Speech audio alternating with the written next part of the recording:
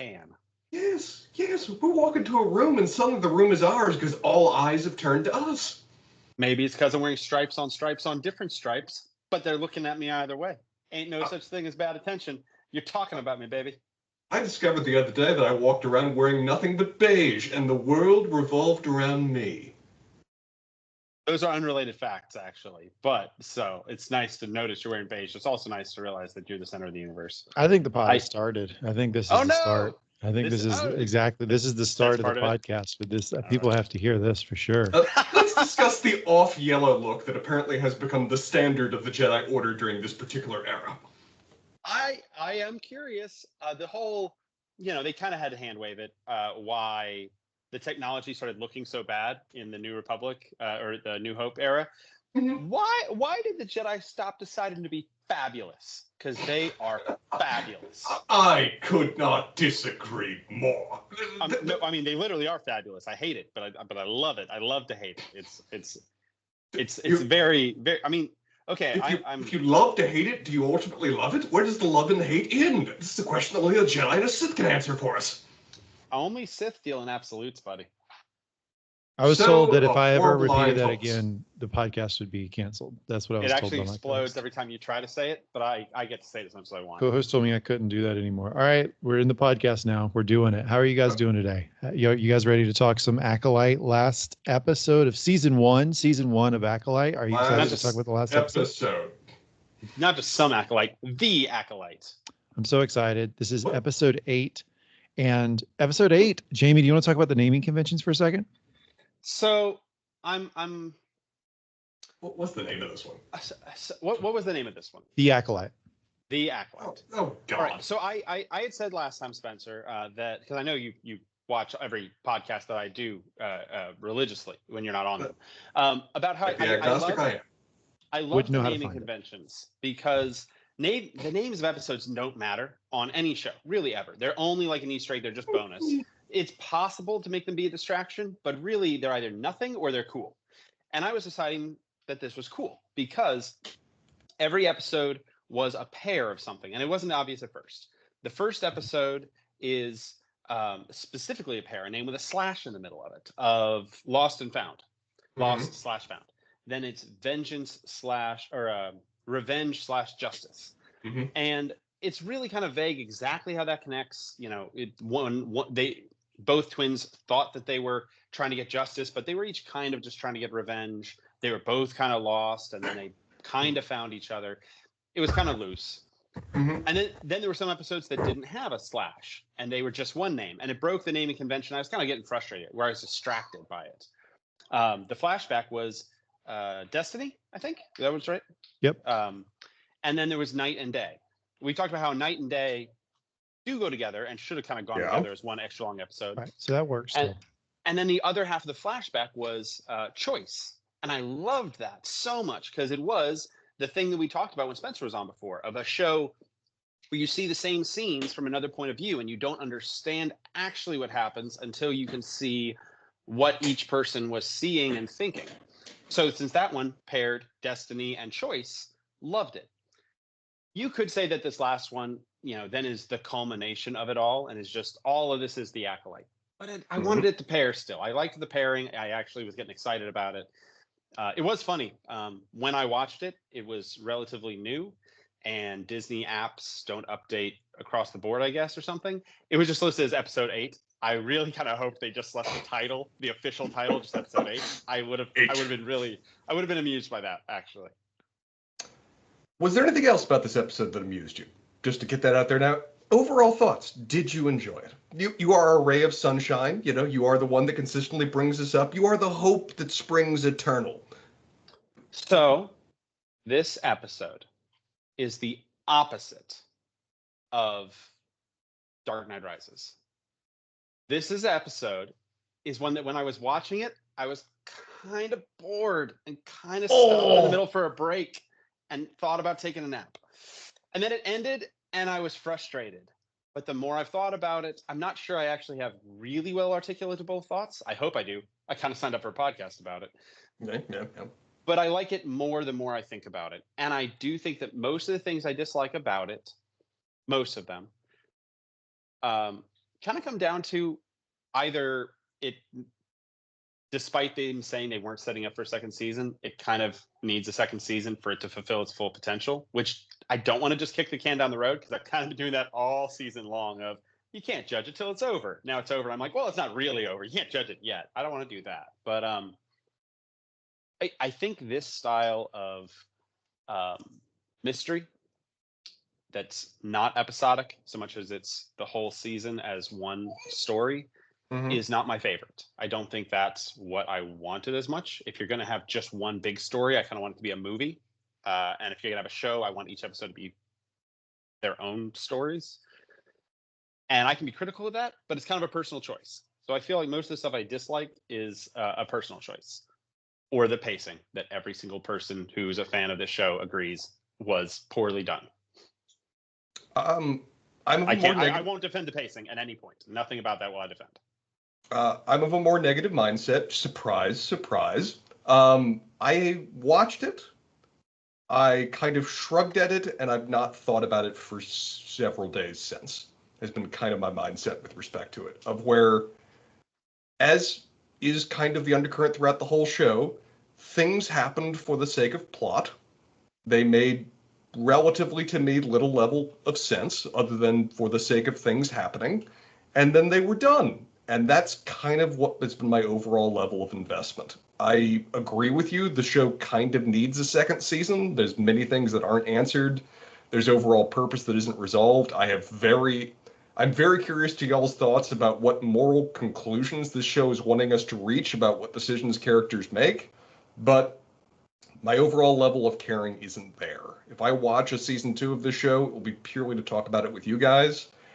I had hopes for this show. I expressed those earlier, where I actually was vaguely optimistic that the show would find a way to conclude itself in a way I found actually interesting rather than merely satisfying. It kind of messed up both, ultimately. And most of that was driven by the same kind of problems we talked about, of where this show had a lot of structural problems. A lot of them were driven by the fact that it never really landed its characters.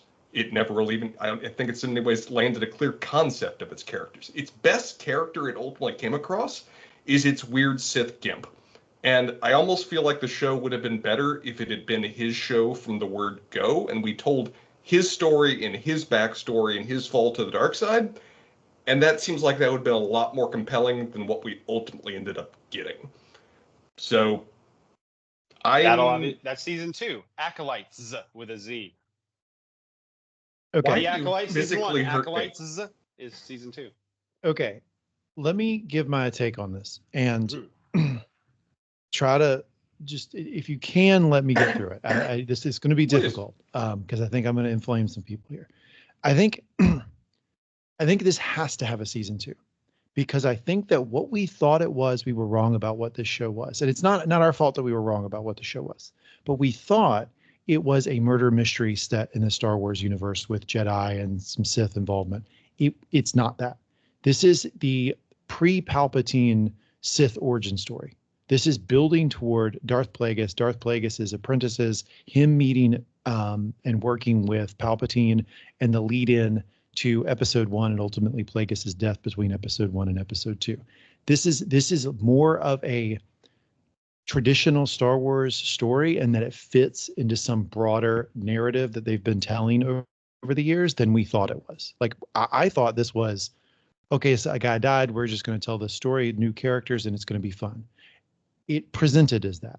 But what I believe it really is it's telling the story of Darth Venomous, which I believe is Darth Plagueis' second apprentice, right? Because Darth Plagueis had 2 apprentices, if I remember this correctly. He had Darth Sidious, and then he had Darth Venomous. And eventually, Darth Venomous goes away. Some people believe he was the founder of the Knights of Ren. They can tell that story, connect it to the sequel movies, right?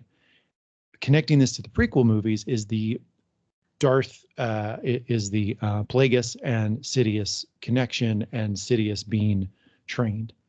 And I think that's what I think. Anakin. Right, and I think all of that builds in this story. So I think that they have to do a season 2, because the history of Plagueis, the training and rise of Palpatine and the ultimate murder of Plagueis and the development of Anakin, however that happens, that story has to get told. It's sometime in this Star Wars like storytelling that we're doing. And that's so every time I kept going, why did they give this show $180 million? Why did they greenlight this show? None of this makes sense to me. It's because that's the pitch. The pitch is we are going to lay the groundwork to tell this absolutely imperative part of the Star Wars story, which is the rise of Darth Sidious, the Emperor, and how was Darth Vader, Anakin born. And I think that's what the show is driving to. So I'm not going to tell you the show was fun for me to watch. It wasn't. It was mostly boring week by week. But I don't think that matters. I think they have to do a season 2 to continue telling this important part of the Star Wars story. Jamie. Are you basically saying that the Acolyte is Thor 2, the Dark World of the Star Wars universe? I don't know the reference, but maybe. I don't know. The most boring and forgettable of all the Marvel season, like Marvel First World bringing in pre-Avengers shows, is Thor 2. But it does introduce the Infinity Stones, and it gets you from A to B, and it's necessary. If you skip it, you're going to be confused. But if you watch it, you're going to be sad you watched it. And part of the reason we all love Thor 3 so much is because Thor 2 is so bad that 3 had no expectations. It's like Boba Fett to season 3 of Mandalorian. Yes, there you go. Iron Man is Mandalorian. Boba Fett's I'll say this. Yeah. I didn't enjoy season 1. But I think that season 2 could be really good because I think that if anything has happened in this show, the Star Wars fandom has given it feedback. It has given Disney feedback about how they feel about this fucking show.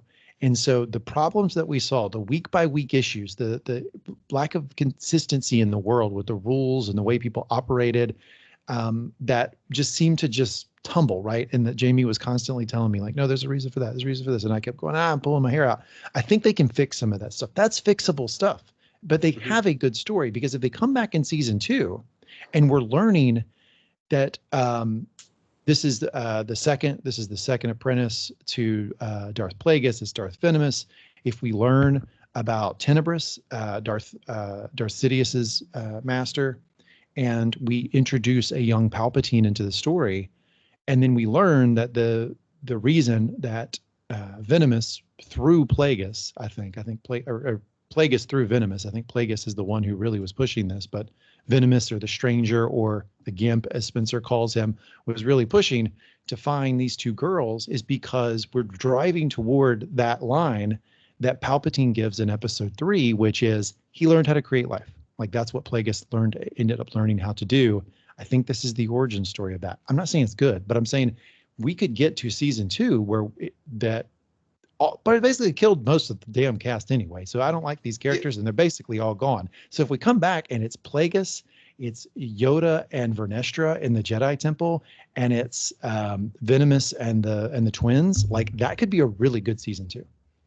So I want to say 2 things. One, I love that a 2-second shot of the Crypt Keeper peeking around a corner silently. This is what I want to talk about here. TV show franchise around for you. I love that so much. That's my first biggest thing. Yeah, let me jump in with one point, and then we move on to your second, please. It is fascinating to me to watch this unfold. Of where your conclusion is, throw out everything the show actually did in its season. Right.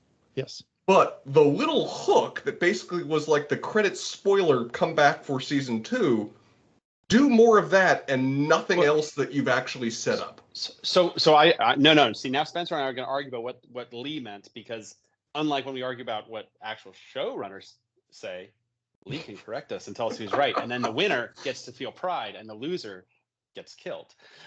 The theory that I have about didn't Lee's volunteer for this. The theory I have about Lee's interpretation is not that, well, the show was a complete waste, but they spoiled that something better is going to come later. So now I love the whole show just because it got me to a spoiler. No. It was that the show for the story that they were telling didn't engage Lee, but it does do setup. And if you're having it as setup and foundation, it might not be super fun, but it is valuable, useful, builds interesting characters that maybe you got there in kind of a boring way, but you are happy where you ended up. So now you can make a season 2 that's great.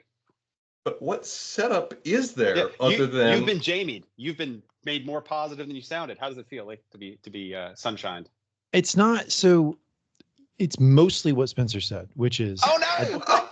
it's not all now of it. death. No. It's like 60%. Right. Like you're not wrong, Spencer, that the general premise is they didn't do a good season 1. However, they landed at a place that I feel like the story has to keep going because of its importance to the broader Star Wars world. But I would also throw in, though, that the characters they ditched are the characters I don't give a shit about. And the characters they kept are the characters that I tend to care a little bit more about. I'm not crazy about the performance of Vernestra, Kymer. Just to clarify which. Yeah, Kymer, so sure, okay. Kymer for sure, and who I heretofore shall call Darth Minimus. So him, Vernestra. I think I'm not crazy about how the portrayal of Vernestra as an actor, but I think that Vernestra, the character, comes from the High Republic novels and is like a couple hundred years old and like locked in the Jedi Council. It could be a very interesting character. I'm glad they kept Vernestra around. The twins are interesting because of the potential connection to Anakin if what I think is unfolding is actually unfolding. And that's kind of it, right? They didn't keep a lot of other characters. So you're going to keep those 3. And even killing Soul was cool with me because by the end of it, I was over that Soul character. Just to unpack that a little bit, from what you just described, you're into Darth Minimus, you said his name was? Venomous, yeah. Venomous, yes. It's the. Oh man, I heard Minimus and I was just running. I heard Minimus. It was like de minimis. I like this. This is some law so it's stuff. Darth radical. So this is from Legends canon, but I think this is what they're pulling in, and it's Darth Plagueis's second apprentice. Basically, Darth Plagueis did this sort of, I didn't mean for my 2 apprentices that don't know each other to meet. Oh, I am so embarrassed. You may, the 2 of you may need to fight till the end, to the death, to see who wins my favor. That sort of deal. But the thing I wanted to draw out there is that there is Kimir, Darth Venomous, Power Sith Gimp, all equally valid names to refer to a character. Jason Mendoza from Jacksonville, Florida. That too. Stands on his own. I think we're all in agreement that fair to say that of the characters introduced in this show, he is the best character. For sure. Other than Yoda. Yoda not introduced in this show by any goddamn definitions. Just putting that one out. Sir not appearing in this season? Yeah.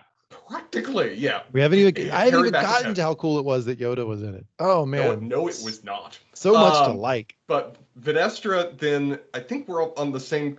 I'm on kind of the same frame of Yuli, of where the actress did not click with me. No. The acting of that actor was among the worst in the show, and that did not help things a lot, given that she seems like she's the arc villain, which is kind of relevant going forward. I mean, she kind of caused Kimir, and she's the one that's lying and representing the corruption within the Jedi Order and all kinds of other problems. So she's important. She plays a role, but what we actually got on screen here wasn't much good for me. And then we've got the twins, who, based on your description, you basically said they're good because they set up Anakin. Correct. Did they offer anything themselves, though? 'Cause despite, in my mind, them being the main character of the show, at very few points did I establish my emotional connection with either, or did I find that they were improving the scenes that they were in? Let me give you a business analogy. Please. Okay. The terms we work in.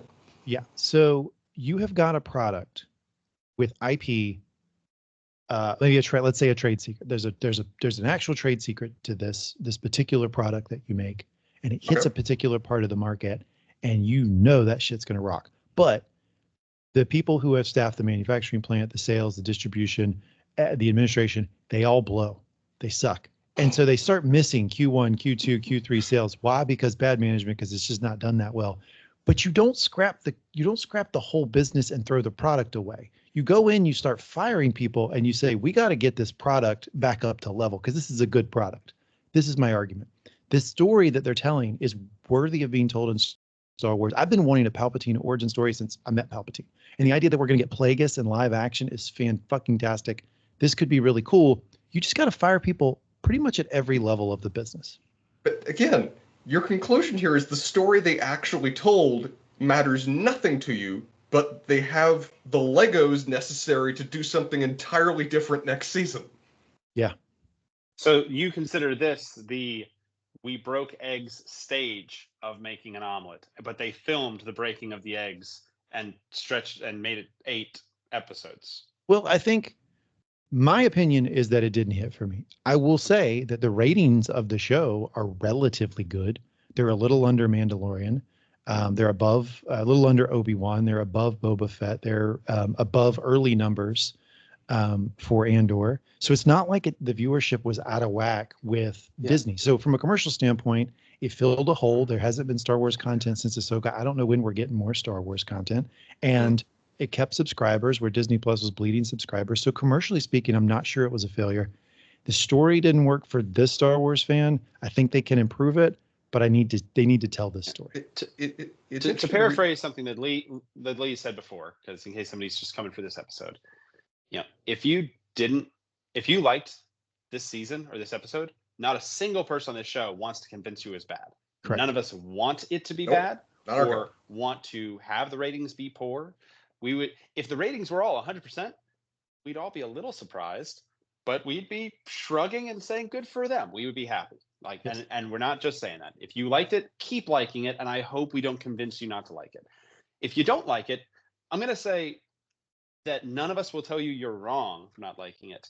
I hope that, like with Spencer and Lee, I can maybe explain, or they can explain some of the things that you don't like, and so you like it a little better by the end, because we like liking things around here. But if you don't, if you don't, 2 out of 3. Okay, Spencer likes hating things, but that's just because he doesn't get enough serotonin. So the rest of us want you to like. My oddly dark room gives you a hint of that. That's well said. So, you're absolutely. I co-sign everything you say. That yes, and that I think that's important to say because the show is like, we didn't cover a lot of it on the podcast, but the show is super divisive, and it came with a lot of like hate stuff on social and bullying and people being like completely terrible and unreasonable. Star Wars is supposed to be fun. If it was fun for you, have fun. Great. It wasn't fun week to week for me, but guess what? We got to this big tent party. I got to the same place you all did. I want to see a season 2. Let's go with the Acolyte.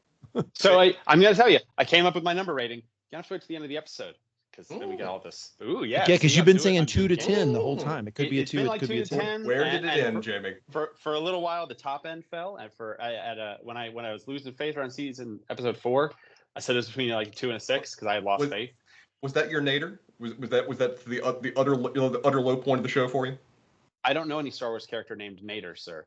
So then the 10 went back up. Like that, they showed me that my lack of faith was disturbing to them, and then the floor came up. So, but they've moved a little bit, mostly narrowing in. I'll save it to the end though. But yeah, I am happy that I can be the ray of sunshine. I did go online some to kind of see why people were liking it, what people were liking about it, because after I watched it, I was low. Like the chase scenes are a little boring for me. I'm not gonna lie. Like the entire, I almost feel like we should go scene by scene because there's stuff about a lot of them. But when Sol is chasing May, it's supposed to be really exciting, but it was confusing to me. It was visually nice, plot-wise confusing, and then it was kind of boring. And it wasn't long, but I don't want that. That doesn't sound good for a chase scene.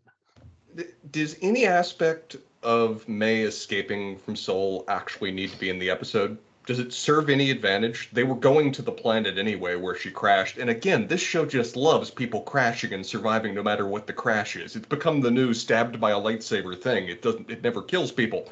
But she escapes from Sol to crash on the same planet, and within minutes of doing so, she's back with Sol.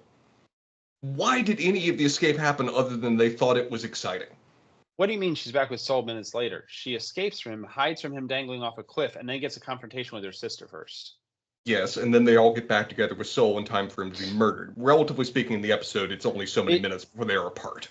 It is a kind of a lot of jumping around, and the only upsides you get are an easier explanation on her and May having a fight, which you could have explained other ways. But you had an easier way of explaining that, and you had him chasing her through Saturn's rings, which was kind of neat, but kind of neat's the best I can say about it. I liked that sequence.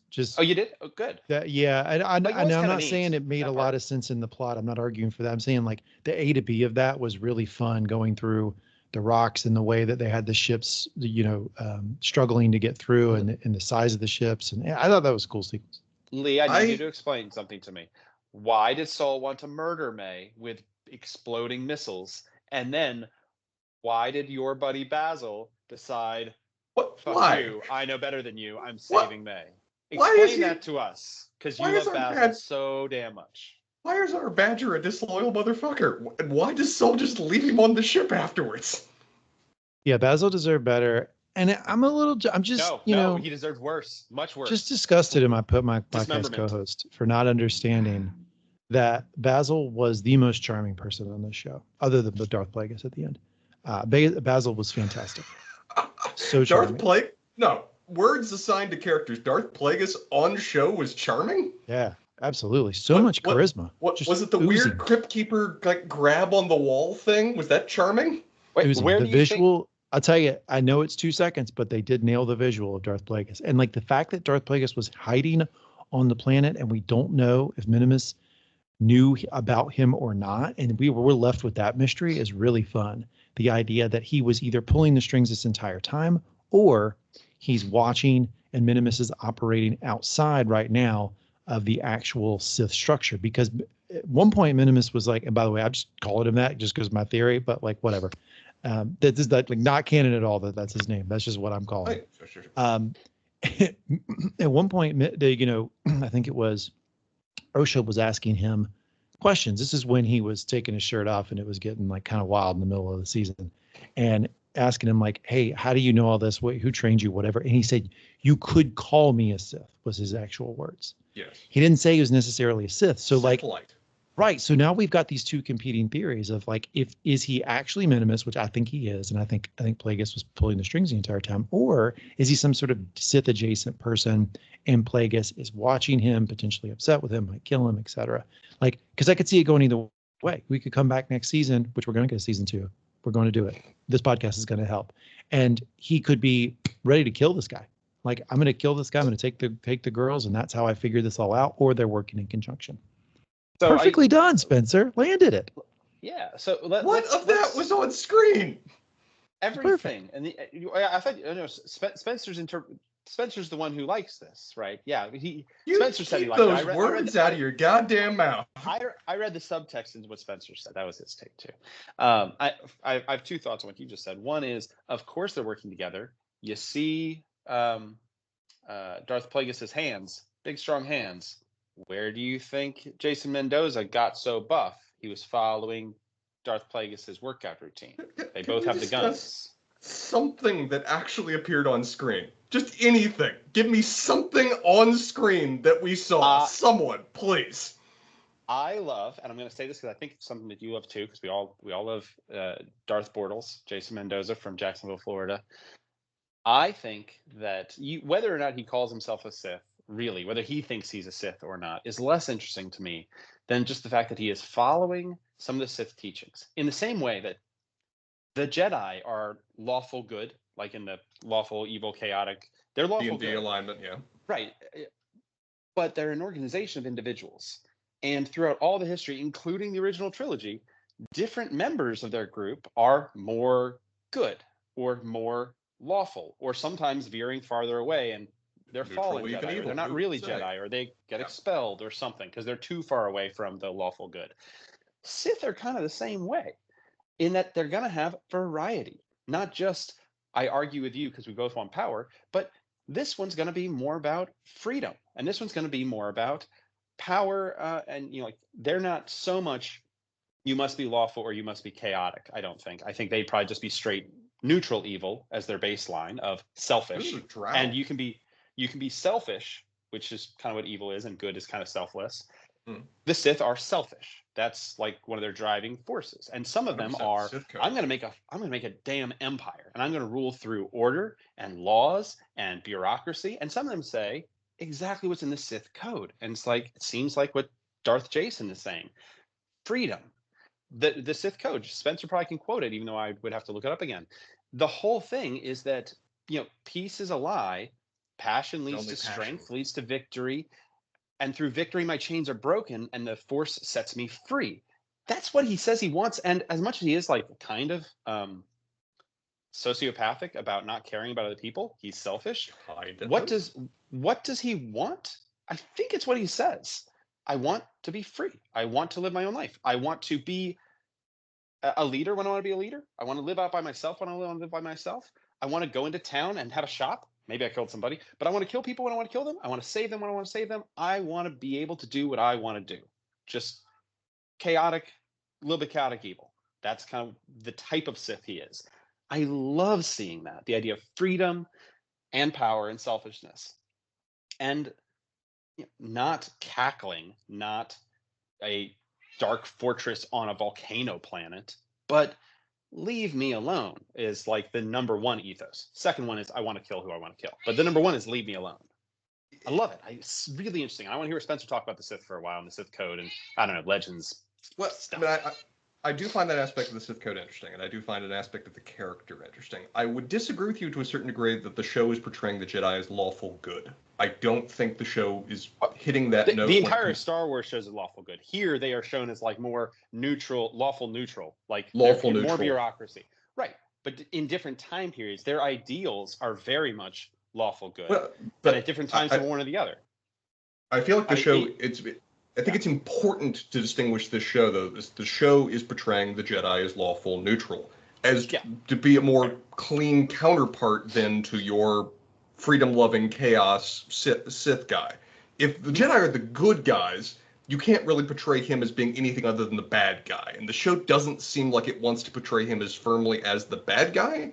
And I almost think the show is in some ways leaning morally more in their direction as being freedom is itself a positive thing, even if it leads to violence and selfishness. So if I was going to go strict, because I actually really think that the Dungeons and Dragons lawful neutral thing has a lot of nuance and it's really interesting. I enjoy it more than apparently Wizards of the Coast does. Yes. Yeah. So I do think that the Jedi here are shown as between lawful good and lawful neutral. They care more about the bureaucracy and the order and the reputation and the rules than they do about being selfless and just helping people. But they do talk a good talk, and they do often follow through on it. And they're not straight up. They're more selfless than selfish. Though a lot of their selflessness is towards the organization. Like they'll sacrifice themselves for the organization. So it's not wholly good.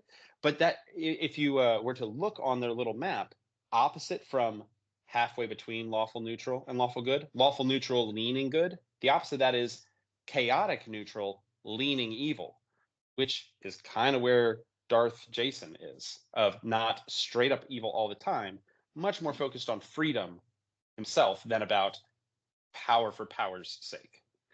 So the idea that at different times, it's almost like the Force balances itself or something, where when one organization's going more in one direction, the other one shifts. When one twin in one episode starts getting more dark, the other one, for no apparent reason that I can follow for the life of me, starts acting good out of the blue for no damn good reason. Maybe that's actually kind of... No, I've just stumbled into something. What? That's why the twins are awesome, because when one gets good, the other gets forcefully bad for no reason, and they just switch. And when one does anything, the other has to do the opposite against their will. On that character note, development. One learns, the other has to forget everything. Just turn stupid. Why the forgetting thing, actually? Just to hit that as a key plot point going into season 2. For the sake of character arcs, of setting up the characters as two independent characters that have switched places, why on earth did they mind wipe one of them? Why did they eliminate all of the character growth for that character to have to restart it in a second season? They did it so that I could ask Lee why they did it, and Lee could tell me. Go for it, Lee. Tell me why they did it, because I can't fucking figure it out. And that's one of the things that pissed me off, actually. I'm going to smile when I say it because I'm the face. I'm going to guess it's in a way to reset the table so you don't have in a season 2 more of Osha and May just trying to like get back to each other and more of the same. I don't really know how he was able to mind wipe her. That one kind of confuses me a bit. But I think from a storytelling perspective, see the future things offers you some new stuff. Can I spend a second just explaining, actually, because I feel like I launched into my theory of what why I launched into why I wanted season 2 to happen, but I didn't necessarily explain the theory that I was operating under, and I just kind of like blew by it. So I want to like detail what that is for just a second, if that's all right with you guys. Go ahead. Okay. Darth Plagueis, we saw him. Yes. He is in, Darth Plagueis, not necessarily the wise at this point. I don't think he's gotten quite wise yet. He's pretty young at this point in the timeline. Reference. He's probably about 20 or 25 years old. That is a rough 2025, I gotta say. So on screen. That's hard living right there. It's a weird puberty. So you're saying Yoda's species who looks like a baby until they're 50, and him who looks like a grandpa at age 10. Almost like there's a balance in the Force. No, this is not Benjamin Button. Shut up. The Dorian Gray picture gets worse. All I'm saying. So you're. Oh, wait. This is the Skirksies. Oh, and all the Disney shows are coming together, my man. I wish we could get a eye roll count from Spencer. We have gotten it real high tonight. Hurt. It's real high. So Plagueis is his master Tenebris is still alive, I think. So he is the apprentice, right? Tenebris is the master. Venomous would be the second apprentice under Tenebris. And Venomous and Plagueis meet each other eventually, and there's a fight. At least that's what there was in the novel. I don't know how they'll end up doing this. I tend to think they're going to make this version of Venomous, he's going to be exiled, and he'll end up being the founder of the Knights of Ren to connect to the sequel movies. But in the book, Plagueis found Venomous, killed him, or beat him in a duel, which is the only time we ever know of Plagueis like fighting in a duel with like a lightsaber or anything. And here's a nice factoid: kept him comatose and brought him back to life, and would kill him and save him with the Force, and back to life and kill him and save him with the Force over and over and over again to practice it. To practice his Force healing until the guy's body just like gave up. Venomous's body just gave up. So basically tortured him for like going on 50 years after he captured him. So Plagueis, Plagueis really sucks, right? I want that embroidered on a pillow. Hashtag just Sith things, and it's torturing your friend for 50 years. So, but that's how Plagueis operates, right? He is very interested in learning the mechanics of the Force, learning new abilities, and will ethics be damned, right? So I'm pretty worried about the twins because I think that Plagueis is going to get his hands on them and do an awful lot of testing. Of course, Plagueis ends up killing Tenebris. He becomes the master. He takes on a disciple, that's Palpatine, and I think that's the origin story we're going into. So there you go. I got it out. I'm wrong. Because I read this, that in Legends, that basically the reason why Anakin happened was the Force balancing itself for what Darth Plagueis was doing. Like Darth Plagueis was just mucking around with life and death and the Force so much that the vergence of goodness or balancing the Force or whatever of Anakin happened specifically to fix Palpatine. Like the Force itself wanted to balance out. Sorry, not Palpatine, Plagueis. Is that my understanding right? So I think in current canon, the idea is that Plagueis and Palpatine were trying to create life, and they failed. They were not able to do that. And that Anakin's birth was a reaction to, but kind of what you said, was a reaction to that. And their experiments. They did so much necromancy that the universe itself popped out a paladin to go beat their asses. Kind of. I mean, like Plagueis was so strong. His concentration of Force power was so strong that he typically would hide it. And in the book, which I've done a deep dive on this week, obviously, he at one point releases it. Like he releases the mask of his Force abilities, and Palpatine's not able to stand up. He has to like grip something. Or because he was about to fall down.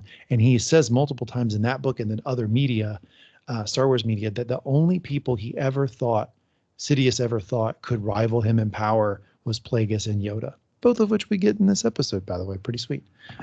So I think, yeah. So there you go. That's my thought on how that's all rolling. So we don't see many Yoda species. We don't see many of Plagueis' species. I know I've been saying that Yoda and the star whales are sexual dimorphisms of each other, but maybe, Darth Plagueis is actually just a girl Yoda. Ooh, man, there's a visual I didn't really necessarily need at this hour of the evening. Oh, thank you for that, Jimmy.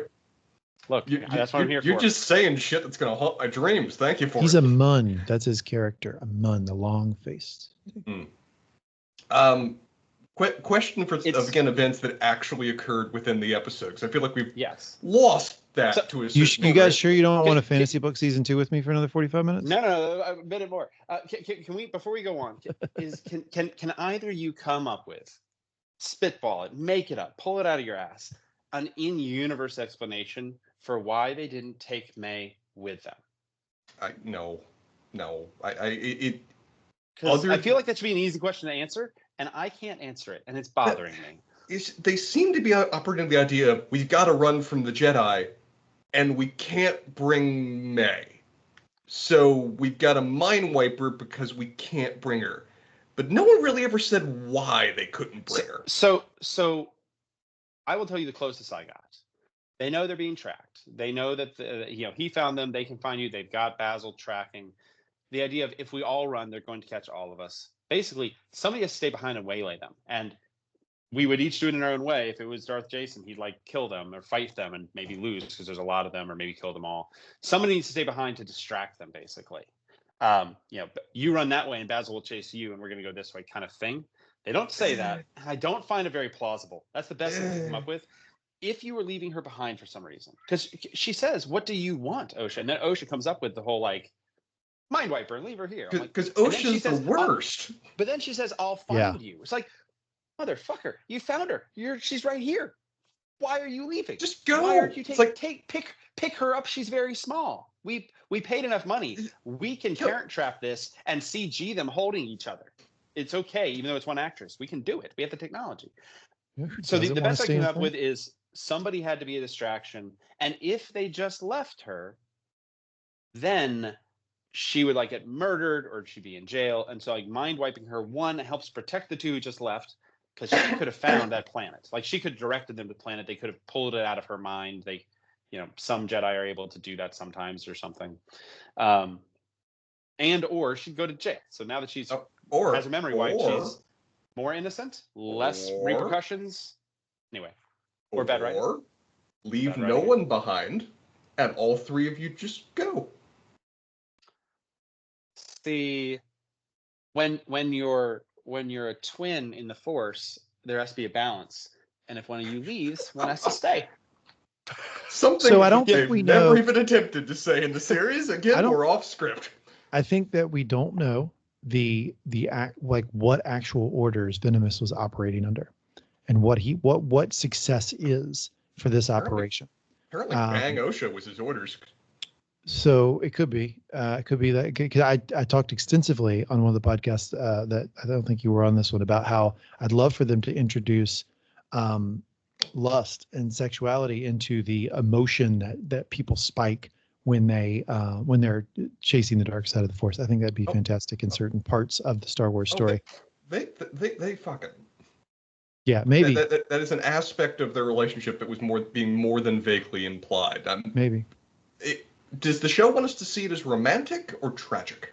Because I was more seeing it as two people descending natural-born killer style into a Bonnie and Clyde killing spree.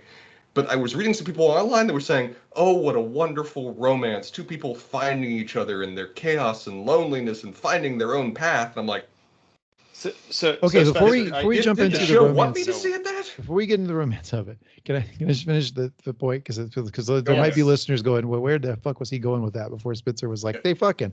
I was saying we don't know what the orders were, and it could have been bring one back for the Acolyte, like that name of the show, bring one of them back. So I'm guessing we're going to get some in season 2. I think we're going to get some sort of answer about what he was actually trying to accomplish, and I don't think it was bring both twins to me. So finish the thought. Now let's talk about the romance part of this. In which case, just to finish that point, in which case, if I were him, still bring them both back. Bonus points. Let the master decide if he wants to kill which one or pick which one he likes best. I think you did that right. There's no reason not to bring both, even if he has orders to only take one. Well, and the whole thing is that the two of them, if they could work together, or if they were the one person that they could have been, would have been the most powerful Force user in the world. I can pull out of my ass the idea of no, bring back one, because if they actually work together, it's too powerful. But I mean, he says I want the power of two. Like, it's a thing. I get them both, more than double the power. I don't know. Yeah, I don't know. I Yeah. mean, yeah, obviously we're not aware, but I think that could be an answer for it. Oh, did you have a reason on why Basil decided to or why Sol tried to shoot down May in the asteroid field? Did I miss that? Did you say why he tried to murder her while chasing her? He's done a lot over the course of this series to lead to her Dude, death. Here's the thing about Sol is that he's Sucks. dead. He's dead. And we're not going to get him in the season 2. That's going to be great. So like, just don't worry about it, dude. Man, come on. All right. No, look. All right. Let's talk about his death. Spencer, I know that I've been trying to look into this actually and think about this a bit, because I knew that your kind of biggest takeaway is I'm kind of tired of new Star Wars media making the Jedi look like bad people, corrupt people, incompetent, bureaucratic. I kind of want them to be lawful good, and I want them to succeed at being lawful good more than that was also else, my point, right? But I'm just not engaging with you right now, so you're giving this to Spencer. But that was also my point too. So yes, yeah, I give it to Spencer because he wasn't here all along, and he's the one who was like weeping over it. The reason I want to emphasize it with you is you were saying, well, the Jedi are lawful good. I'm like, but are they anymore? So little Star Wars media is portraying them as actually lawful good. Have you ever heard the story of Darth Yoda, the short? It's not a story that a Jedi would tell you. I'm just gonna let you riff with this. Go. Long ago, he found out that someone's powerful enough to impersonate the Jedi had created an entire motherfucking clone army against his will and without his knowledge, murdering one of the Jedi in the process. And what did he do? He said, "Mum's the word, motherfuckers. We're going to use this army and assume that nothing's wrong because we're super competent." And then, oh, no, before you say that was the prequels and they were incompetent then. And then later, he says, "Oh, there's only one hope? No, he's too old. Oh, no, I'm going to train him." And motherfucking lie to him and do a cover-up over who killed his father and whether his father's actually alive and who his father is, because, motherfucker, we keep secrets down in this bitch. I don't know what that was, but you will receive papers to go to court in Coruscant because I'm taking you to court for that slander and that absolute misappropriation of facts and truth against Yoda. That was unbelievable character assassination. To quote our beloved Obi-Wan Kenobi, Sol told her the truth from a certain perspective. You're gonna be in court. You're gonna be in Coruscant court in a couple of weeks. Did Sol lie more or cover up more than Obi-Wan did? I don't really care about Sol lying necessarily that much. I more care about the acts of murder that were committed in an odd obsession over a particular individual that the show never really bothered to explain, other than Sol's individual psychological problems with respect to his desperate need to be a mentor to someone else. See, I don't see it that desperate. I see it as, I think these girls are going to be murdered tonight, and like we need to go save them now. And since time's of the essence, I've thought this through as hard as I can in 5 minutes, and we have to act now. He's pretty creepy. Well, I didn't get that. The show. I wasn't even here for episode 7. I think the show did a poor job ultimately of portraying the Jedi as the bad guys. It seems like what they wanted to go for there, but live watching that, I was like, no, they were really working from limited information and a group that was being unnecessarily hostile and started mind controlling them, and then all just kind of randomly flopped over and died when you just stopped them from doing that. So here's the thing, and the showrunners have said something to this effect. You were asking, like, what's the moral takeaway from this? And you're kind of saying, like, where are all the good guys on? Where have all the heroes gone? And where are all the gods? I'll happily sing that song, yes. To race, I don't know the rest of the words. Don't tempt me with a Pat Benatar sing-along. We'll get involved. And that song will always make me think of the Shrek movies from now on, so enjoy that. But it's not Pat Benatar. Who what a podcast professional. He says something that says, enjoy that, folks. I just gave you a little something for free. I can't sing it or we get demonetized. I don't even know if we're monetized. Bonnie Tyler. Got it right eventually. All right, so we got them. I love that last episode. I agree with you that it's not clear that they're really the bad guys there, but they're not the good guys or the bad guys.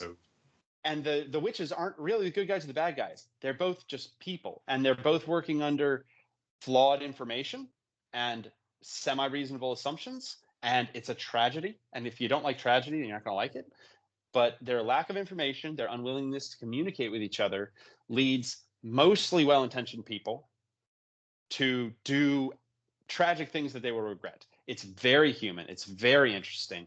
And so I was so high after that episode with Flashback because it gave me everything that I needed, because they didn't all do smart things, but they all did very human things based on what they knew at the time.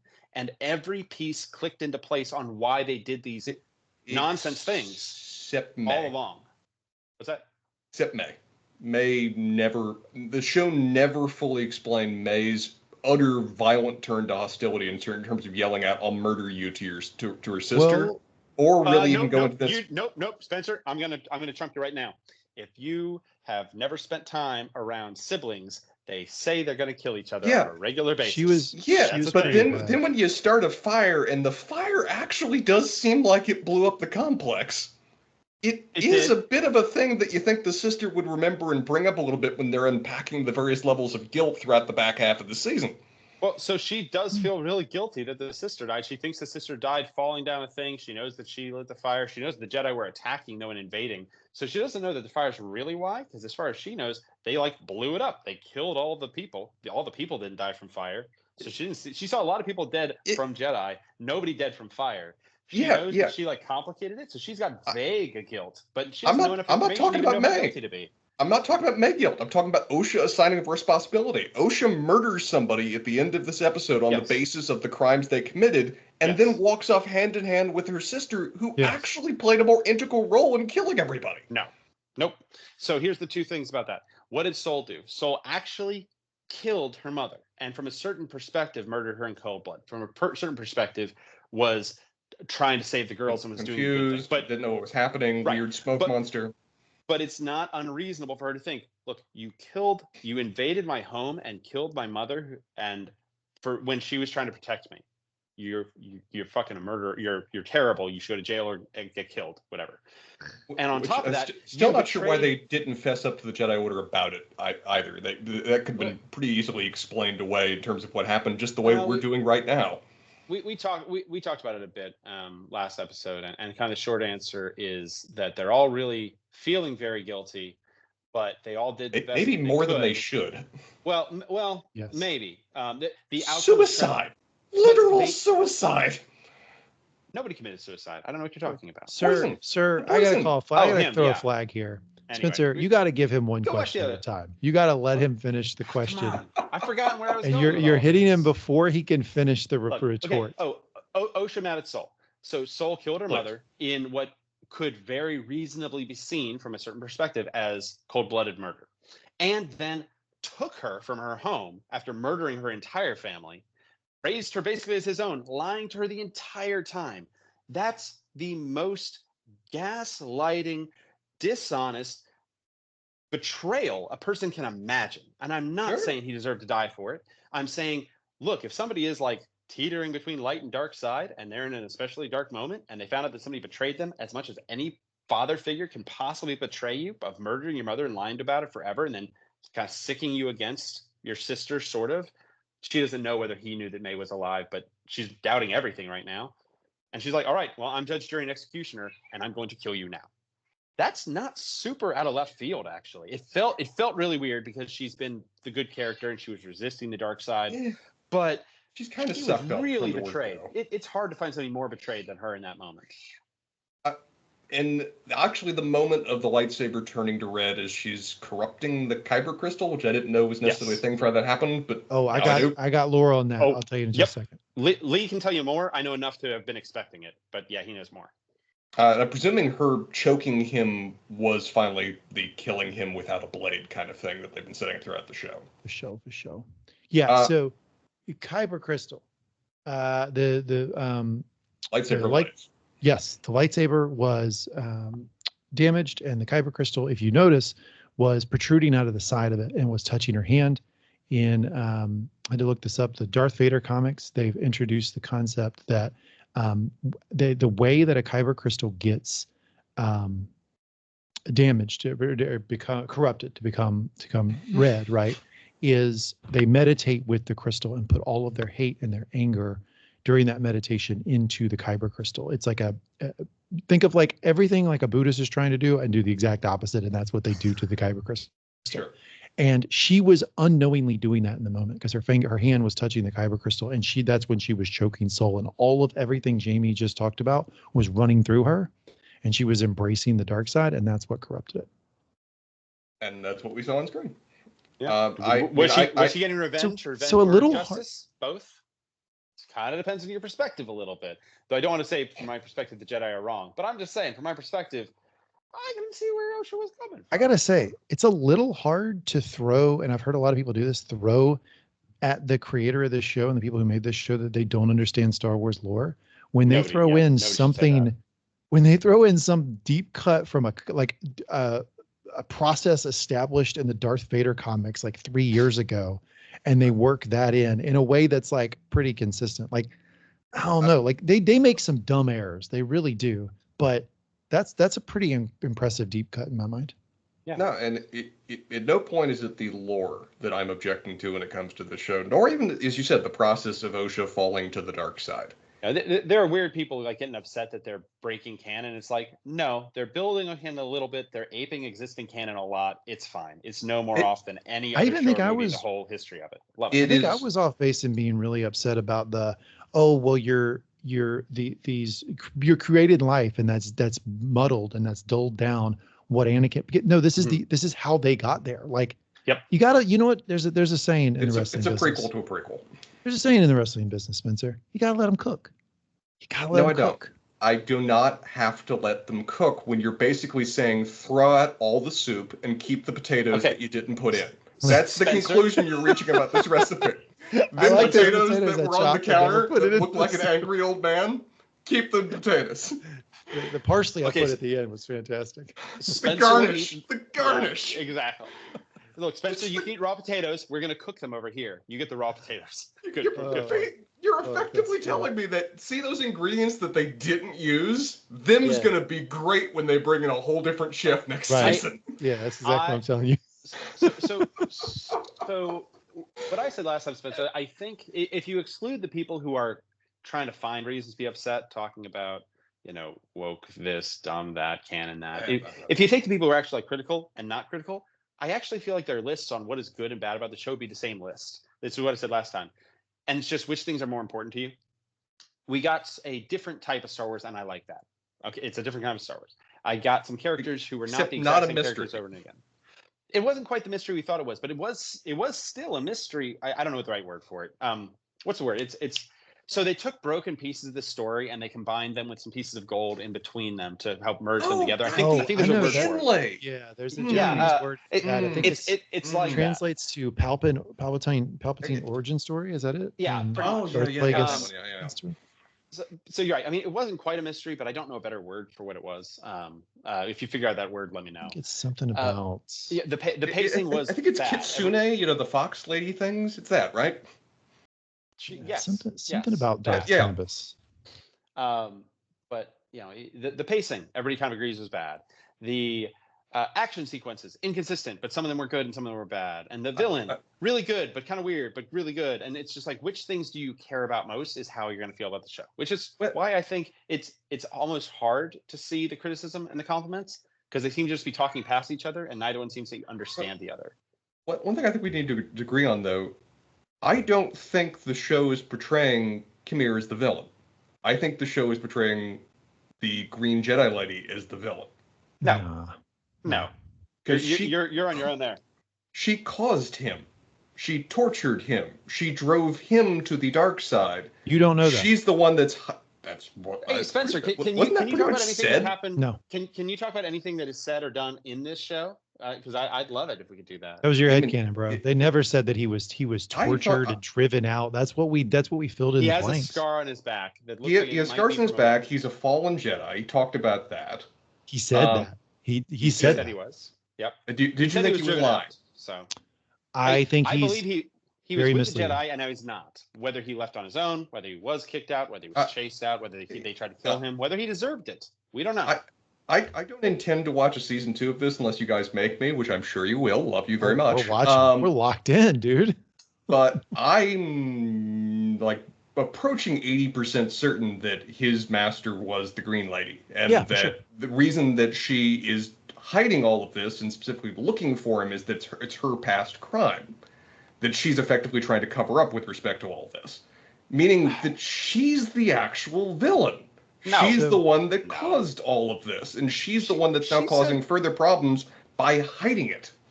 What has she done besides be a slightly bureaucratic pain in the ass and then cover up the situation? Which I'm not saying either of those are necessarily. Neither of those are great. That's again one of Saul's biggest actual sins was covering up the whole situation. So besides the lying to the Republic at the end and being a kind of bureaucratic pain in the ass, what else has she done that's remotely bad that we actually know not from a bad guy saying it? Well, we're relying on a lot of things about what bad guys are saying in terms of interpreting the characters. In fact, almost all of our survivors of the season are what we would largely, at least previously in Star Wars canon, refer to as bad guys. Nothing that Darth Jason has said about his own history is necessarily an unbiased narrator. You shouldn't take it at face value enough to make judgments about unrelated characters. How about the end then? The idea that she's now trying to use May for the purpose of hunting him down, knowing that he exists. That is that's called a police informant, and that's what the people. But she knows he exists without other information in terms of establishing that he exists. That's a background of knowledge that she otherwise would lack if she was purely coming to this as a neutral observer. I'm not going to pretend that I'm more ignorant than I am. I think it's a reasonable assumption that he was her Padawan or apprentice or something. She was his master at some point. So we know that. So she knows that he's there, and she wants to find him and Osha. And she presumably, if we assign any degree of credence to what he said, played a role in his fall, exile, leaving, however else we choose to describe it. Have you ever known anyone who gets fired who doesn't at least slightly blame their boss for it? Ever? In history of Earth? The pictures of honesty they are. Just, the accounts they offer could be actual gospel as to what occurred with their job. Yeah, that was really on me. So I'm just saying, look, of course he's going to say he was kicked out and that it was their fault and that he's awesome, partially because he believes it or partially because he wants her to believe it. And it might be right. Maybe she did torture him. Maybe she's super dark and takes all her repressed emotions that she can't control and has her 10 minutes of beating the shit out of my apprentice every week. Maybe. I don't know. Or maybe he was an evil dipshit who turned all his back on everything and he got those scars in a fight against her as he challenged her to the death while trying to kick puppies. I don't know. And come on. Gotta wait and find that out. That's like way up in the air. I really don't actually. I'm going to because you're going to make me, but I don't actually have to wait and find out. I don't need to watch them and wait for them to cook. If you start dating somebody and they say my ex was crazy, that actually is more of a red flag about the person you're dating than their ex. What? That's my non-working example of the whole people who get fired talk bad about their boss. He's saying my ex was crazy. Maybe he's right. Or maybe he's kind of a toxic Sith user who murders people in the heart with 3 swords at the same time while wearing a gimp mask. Okay, maybe he's not reliable. Then this is what I want to ask you then. You seem like you reacted in a very flinching way to be basically reading comments online, looking at their romance as a positive thing. You do not see it in that way. No, not at all. I don't. So there could be romance because they're both attractive, charismatic people-ish. I mean, okay. Might stretch to call her charismatic, but they're both attractive people. They're very charismatic. Thank you for that. So I'm very big on that. The dark side needs to be seductive, but I don't mean sexual seduction. I mean just tempting in some way. Satan and Jesus in the desert. He was the temptations of Jesus. I don't think many people really think that Satan looked sexy out there. He was just tempting him with things that he wanted in that story. I've seen that play. I bet you have, Spencer. It was off Broadway, but you know.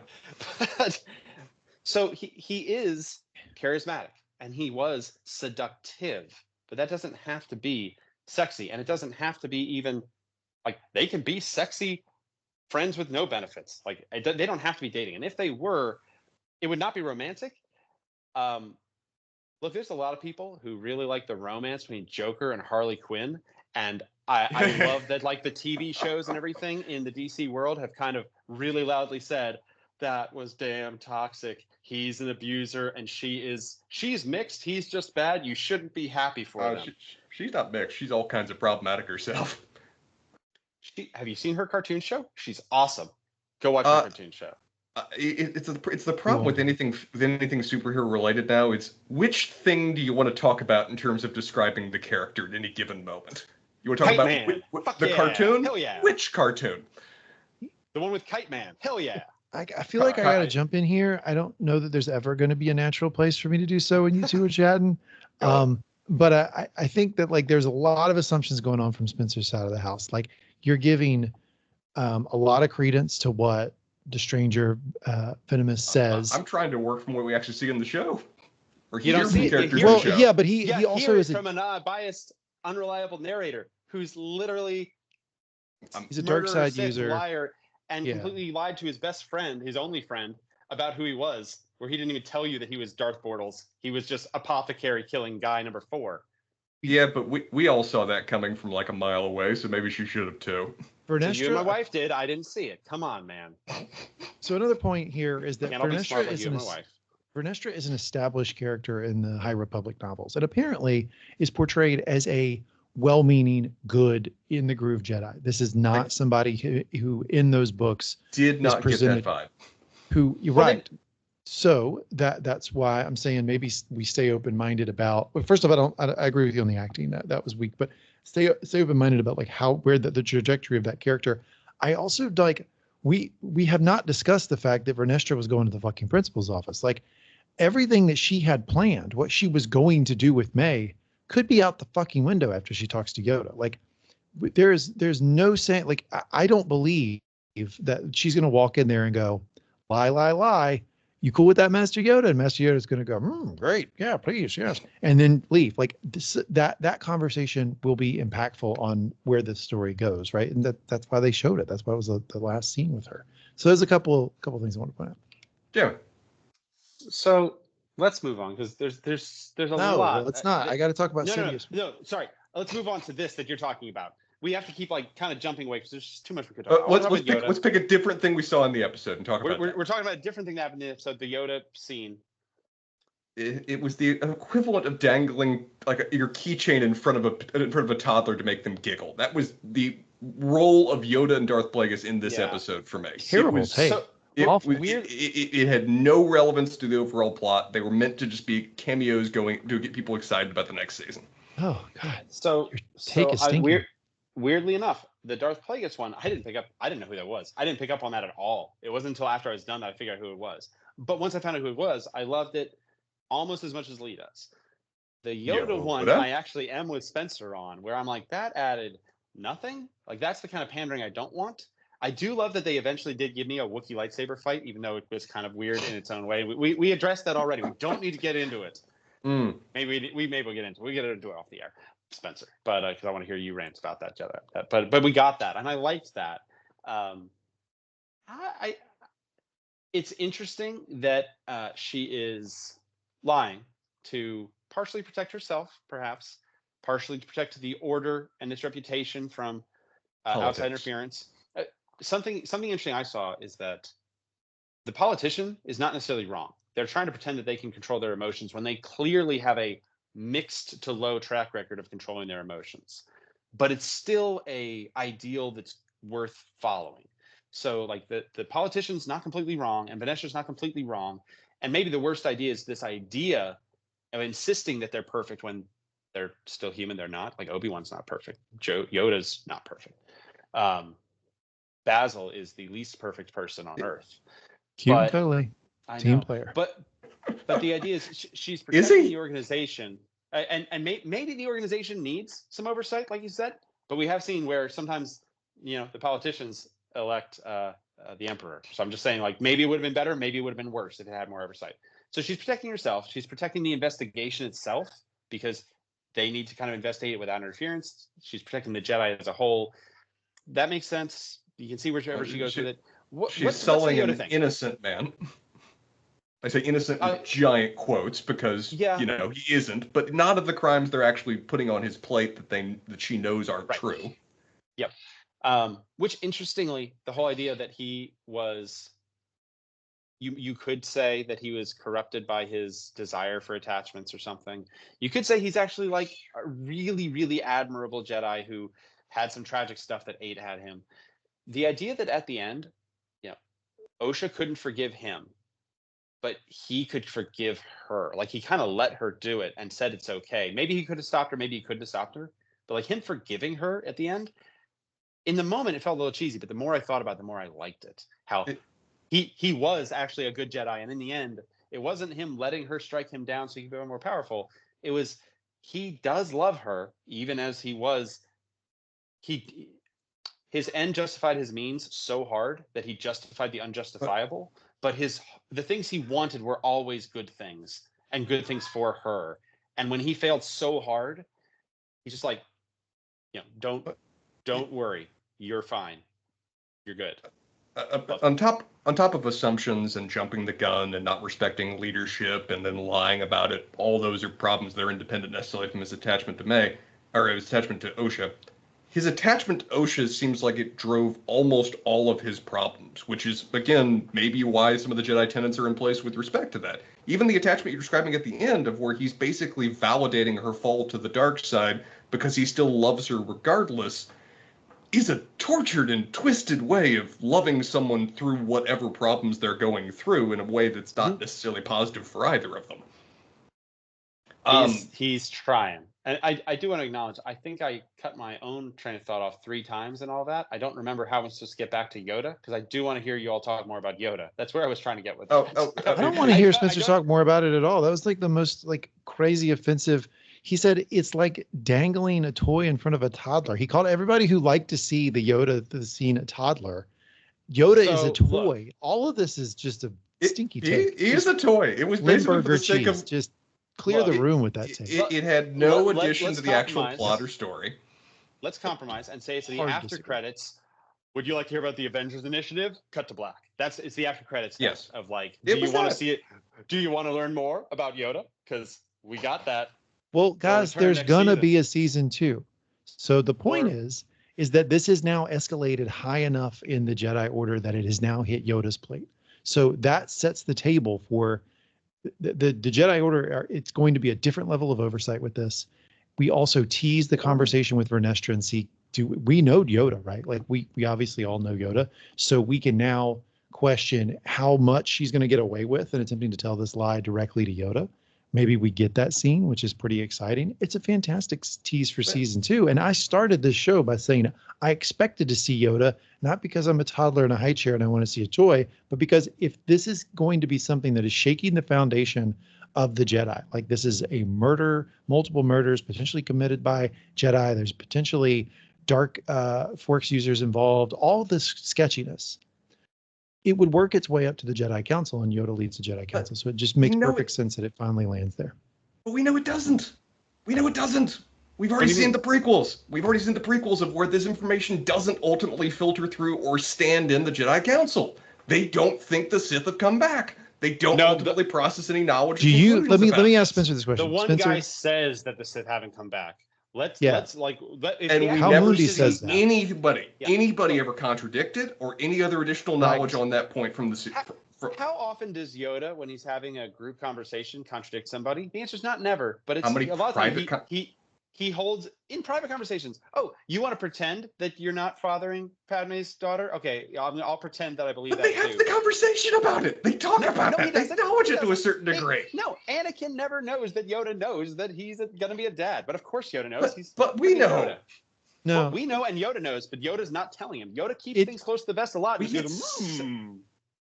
Secrets have I? Secrets about Clone Wars and Dead Jedi. Do I keep in my pants? It would be, in my mind, a lame explanation to just write off something that was previously presented, never contradicted, never saw any rival knowledge with respect to it, and just say, oh yeah, they were lying. You can do that, but eventually I'm just going to not trust anything you ever say if that's just going to be your way of just hand-waving you changing some prior events you've depicted.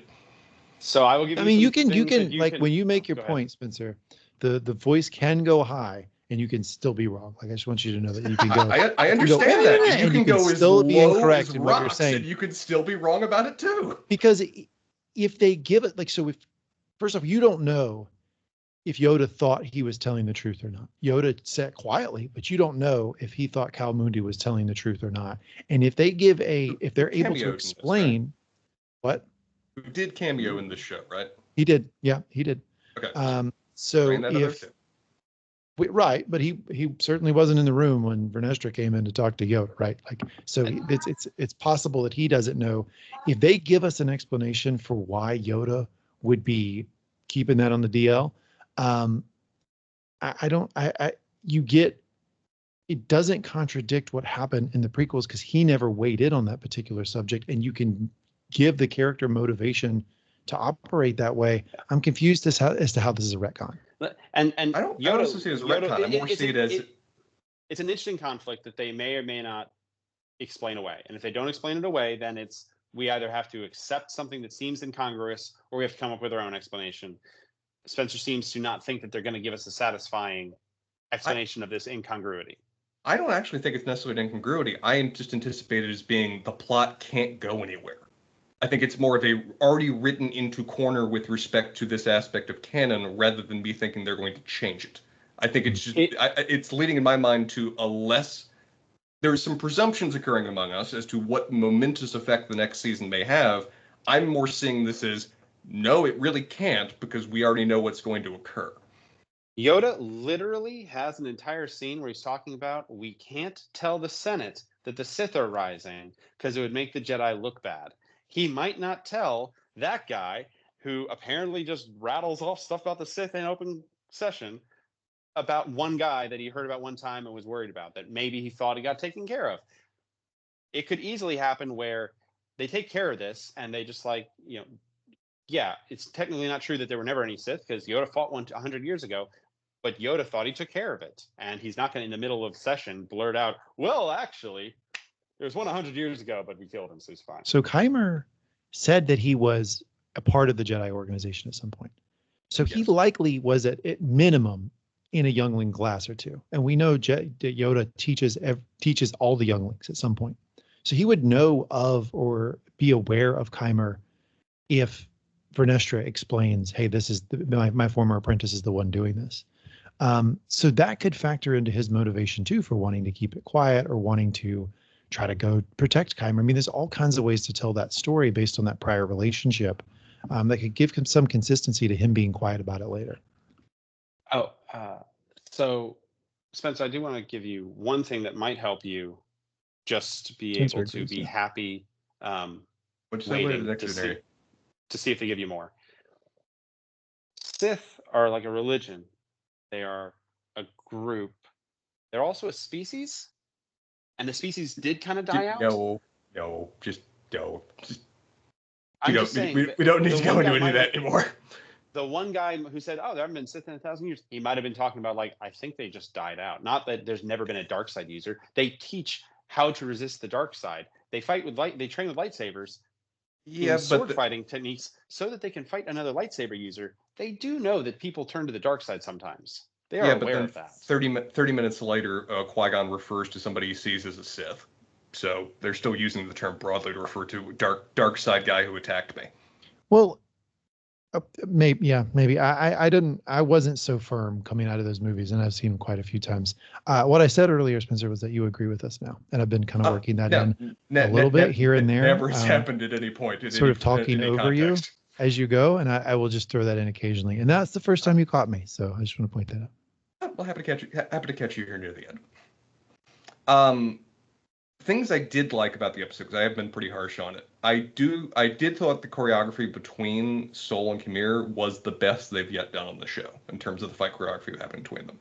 It was being paired with what I thought was some kind of lackluster fighting between May and Osha that was happening at the same time, but the actual fight between the two of them was almost cathartic in terms of how well that is done.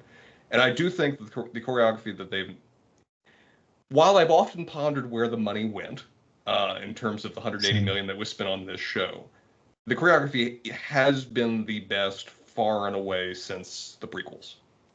in terms of what it was clearly put into that. And that is well done, particularly given that, as far as I can tell, I don't think either of these guys had much in the way of fight training before. They just clearly put in the legwork to make this work. I have a question. Could part of that budget gone to the fact that Yoda was a real puppet? It was a live action puppet there with Yoda. Is the puppet made out of depleted uranium in terms of what the actual moving parts are that make it work? What is it? Where is it on the Yoda scale? Is it above the Yoda that we saw in the prequels? Is it? Which prequels? I don't know. We had the Yoda scale. Remember when we were reviewing the prequels? We had CGI Yoda, and then we had doll Yoda, depending on which prequel movie we're talking about. This is neither, because it was just the back of a doll's head. And that's all we've got right now. This doesn't. This does not rank on the list in terms of Yoda exposure. We need to get more before I can assess that. And I don't even actually know whether we're going to get a Yoda scene next season. I think we're presuming that. For sure. Episode 1, you get the conversation with Vanestra. I'm not actually sure about that. I think that may actually happen relatively off camera, and I think in some ways they kind of need it to. So we've got San Diego Comic-Con coming up, and then we've got the Disney Con that happens in August. I think if we're getting a season 2 of The Acolyte, that it will be announced in one of those two events. I'll be curious to see it, because I know that they did okay numbers with respect to the viewership. The critics turned on it pretty hard by the end, though, which I found interesting, and they turned on it for different reasons. Of where some just didn't like it for the reasons that we've talked about in terms of pacing, storytelling, whatever else. Other people were really invested in the idea that it was going to be subversive to Star Wars, that was going to upend the established order for everything, and then got real disappointed when, as you guys said, it actually proved to be in some ways a more traditional Star Wars story by the end. So I wonder... Are you talking about the critics or the audience score? Purely critics is what I was talking about there in terms of journalistic reviewers. Audience score is separate. It's impossible to assess because there's so much review bombing in terms of what people actually thought of it. It's clear that some people liked it, but the average audience score is like 2.5 depending on where you're looking, just because of how many people gave it a 1 star.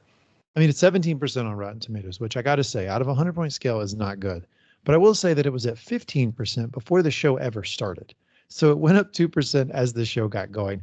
The critics were at an average of about 80% for it. So what you're saying is that it trended down toward the end. Is that what you noticed? Most of the critic reviews that are done for Rotten Tomatoes are the first 4 episodes, and then the episode by episode reviews got more negative after that point. Okay. Yeah, and I see that. I mean, the episode that Jamie was talking about, episode 7, don't ever listen to that podcast, and you shouldn't, because we just sit and argue for an hour. I was so out on that episode.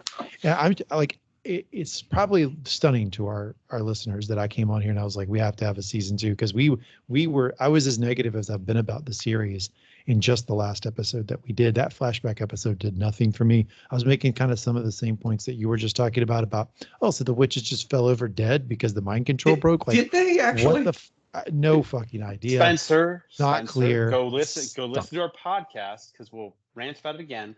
But no, they didn't just fall over dead. They were killed because of what's her name dies in episode 1 did.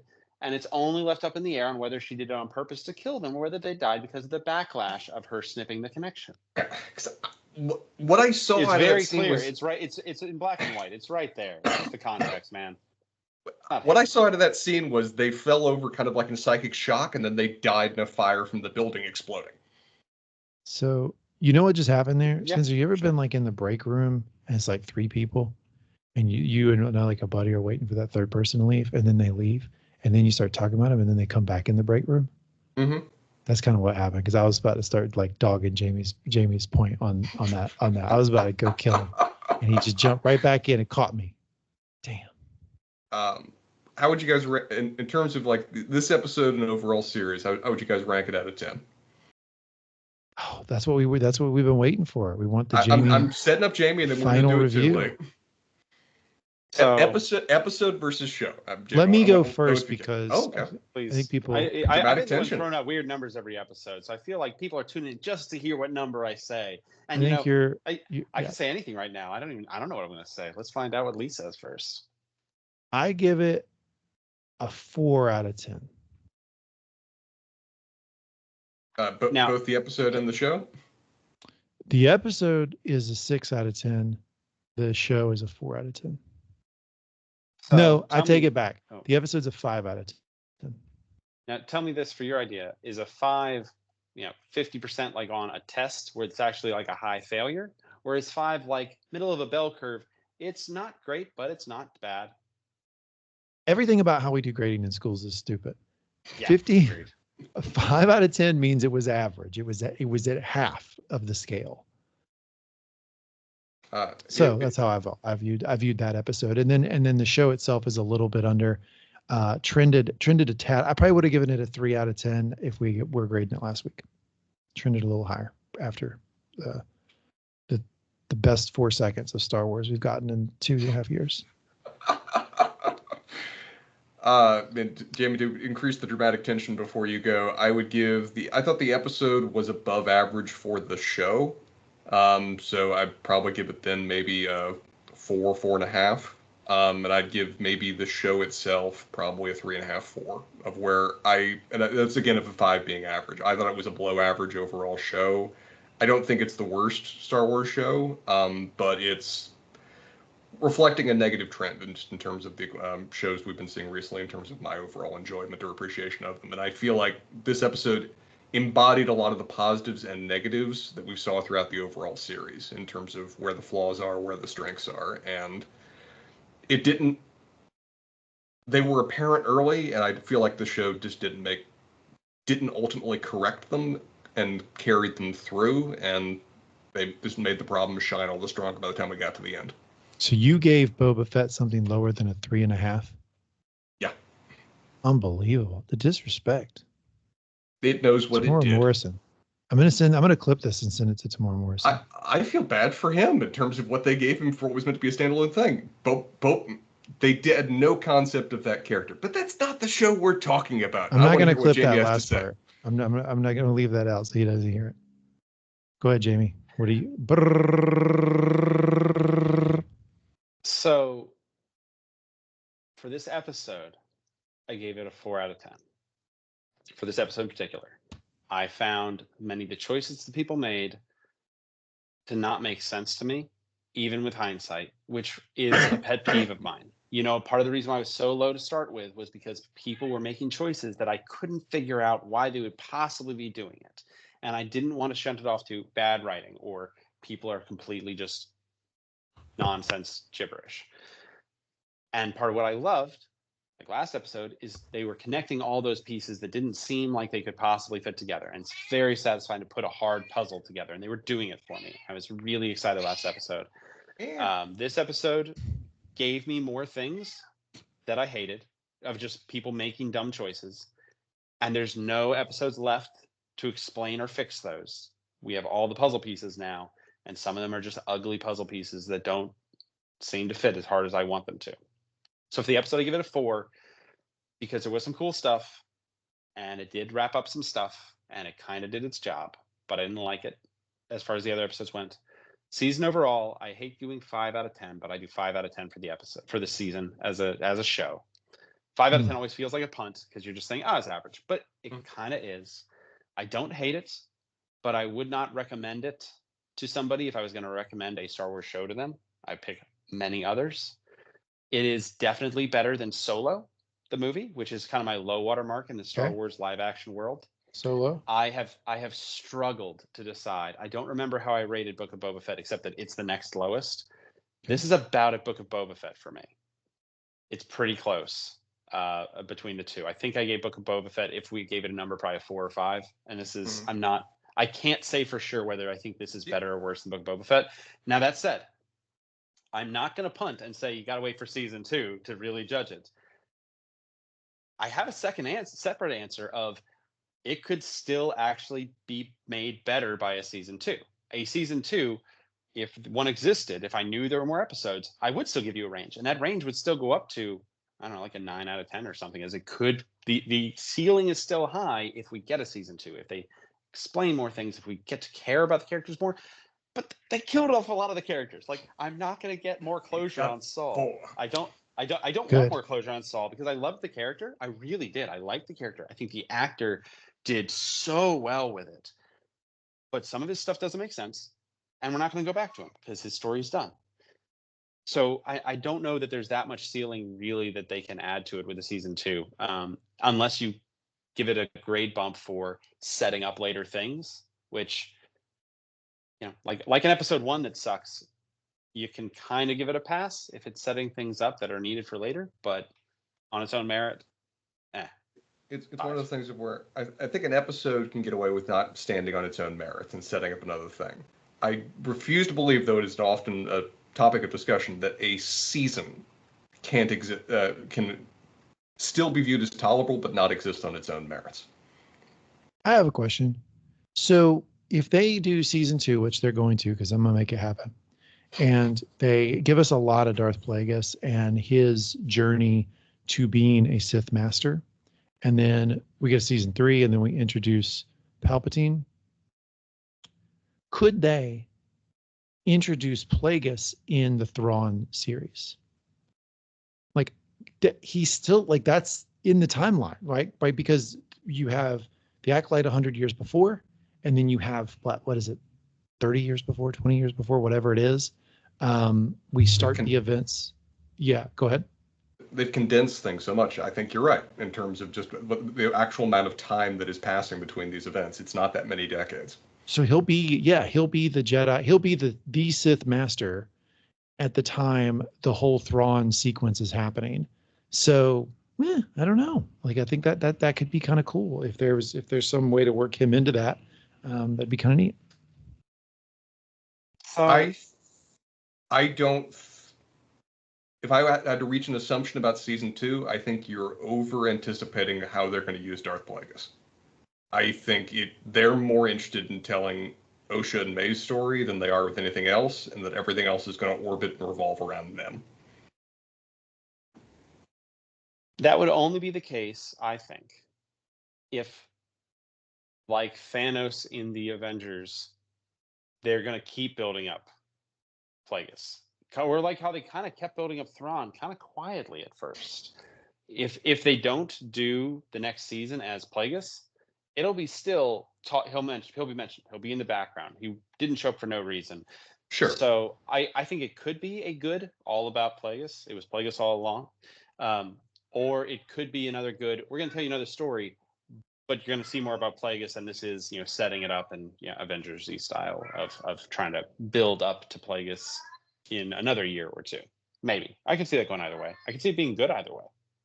So this is from the showrunner of The Acolyte talking about Plagueis.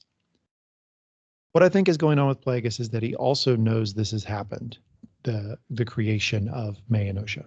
Mm-hmm. He also is aware, or will quickly become aware, of this aspect of the Force existing. This is why I got to say I disagree with the criticism of, well, so-and-so didn't have it, and Palpatine, why do these women have it? First of all, we're in a completely different part of the timeline, much earlier. Second of all, if I'm going to tell the story of Plagueis, which I would love to do, like absolutely love to do, him pursuing that power is so much more interesting as a storyline than him already having it. That seems more anticipatory rather than is existing in the can, at least just in terms of how that was just described there. I had not called Kathleen Kennedy yet to ensure that season 2 got picked up. So she was still talking as if she didn't know if she was getting a season 2. That's my thinking. She was specifically talking all along of, like, if we don't have a season, we made a show that we think can stand alone if there's not a season 2, because we don't know if there's going to be one or not. Going to the idea we'd like one, but we on purpose made one that isn't ruined if there's not a second season. Other than Andor, which apparently is getting a new season at some point in the not precisely determined this year. Has it actually confirmed for this year? Yeah, later this year. That's the next thing we're getting is Andor season 2. Is any other show been greenlit yet for a new season? Mandalorian season 4. When is that one coming out? Fuck if I know. I know they were excited about Ahsoka, and then I've heard nothing about whether that's been greenlit for another season. No. There was... Jamie, you're about to say something. I mean, I think they're going to make it about the guy whose actor died, and he was like the best part about Ahsoka. So it makes it a little hard to know, and I don't begrudge them not having a good answer for that one if their main plot line has to either be recast when he was maybe your best actor on the entire TV show, or new plot line. It seemed like they were putting a lot of hope into that one being like the new flagship to carry through, and then it hasn't. Just maybe again because they had a lot of plans that have now been sadly waylaid by Unanticipated events. Oh, look at this. In January of this year, we missed the news. They did confirm Ahsoka season 2 picked up. Yeah. So you all have inadvertently reminded me that Ahsoka exists. Sorry for that. I am re-rating this, The Acolyte. I'm giving it a 6 out of 10 because it gave me a bunch of new and interesting things, and I'm critical of all the critical, but I do think I like it better than Ahsoka. Ahsoka, I found more disappointing, but it's because I had more hope for it. You're not wrong, but so my thing I talked about is almost like a pet peeve of mine of if I don't understand, if I can't explain why the characters are doing something, with me trying really hard to make shit up to justify them from their perspective, it hurts me. Like, I'm willing to put in that legwork, but if I try and can't, now it seems like it is just monkeys at a typewriter said they should say it because it would sound cool, and it often doesn't even sound cool. Mm-hmm. And Ahsoka had so much of that on both sides, mostly on the good guy's side. Your cat is on one, dude. Mine? A lot of talking. Hey, what's up? That's how she wakes up the whole house. That's how I woke up at 5:30, just yowling through the house. Hey, Sorry that my microphone picks up my cat so much, everybody. You're good. I was enjoying it. You can pretend it's one of the raccoon badger things from Ahsoka. I'm putting a petition out. No raccoon badgers next season. Guys, go ahead, Jamie. You finish. I was just gonna say, Ahsoka had so much of that and didn't ever explain it. Nobody had comeuppance for their bad decisions. Nobody said, "Hey, you're being an asshole or a dipshit." Not nearly enough. This one, they worked real hard to try to tie those up, to try to explain why people did things, and they gave me what I've asked for, which is a new genre in the Star Wars universe, sort of mystery, whatever you want to call it. They gave me what I wanted. They did it in an interesting way. The last episode, I'm still leaving at a 4 out of 10 because it gave me some new dumb choices that they are never going to explain. But they satisfied almost all of my questions over why did that person do this? Why did they do this? Why did they do this? And they did it in a real subtle way of, well, yeah, the thing they did was stupid objectively. But if you see what they knew at the time, it actually made perfect sense. And I'm like, yeah, it did make perfect sense from what they knew at the time. So you're acknowledging that people are nuanced, that people don't have perfect knowledge, that people make decisions that are against what they actually want sometimes on accident and sometimes on purpose. It's interesting. I'm ranking it up to a 6, partially just to get it higher than Ahsoka, because I think I probably gave Ahsoka a 5, and I've decided this is better than Ahsoka, which I think is trending down in my memory the more I think about it. So 6 out of 10. I'm the sunshine on the show. A lot of these series. Ahsoka was much better than Jamie remembers it. We're all off on the news. We missed a major update about the priorities for Star Wars in January. So they're not doing. Actually, I'd like to do a longer lead-in, Spencer, if you don't care. I'll just spend a little bit more time talking about the lead-in before I give the information. Season 4, Mandalorian, is not on the docket. Is maybe not happening. Instead, they are any day now going to begin filming for a movie called The Mandalorian and Grogu. So they are doing a movie next of Mando and Grogu. Okay. I don't know that I have a strong feeling about that, actually, instead of just more TV shows. I was pretty cold on season 3 of Mandalorian, so we'll see what it is. It's because you're cold in your heart, man. If you don't give me something to warm it up, that's how it's going to be. We gave you Jack Black. I don't know what more you could ask for. A lot more than that. We gave you Doc Brown. I don't know what more you could ask for than Doc Brown and Jack Black at the same time. As we've discussed. Fine. Lizzo, final offer. Are you trying to improve or worsen things? Well, I think we've reached our conclusions when it comes to this show. I think we've all by those collective averages come down to a 5. That's where we all average out effectively when it comes to this show. I think that's ultimately kind of fair. It doesn't merit much in the way of passion or anger or anything else from me. It was functional. I think it did better ultimately on paper and with its themes than it did in its execution in terms of movement of each episode and the particular moving parts of the characters. What that sets up when it comes to the various ingredients to make the best of all possible soups for season 2, I'm not as sure. I think the things that you've described, Lee, would be very interesting.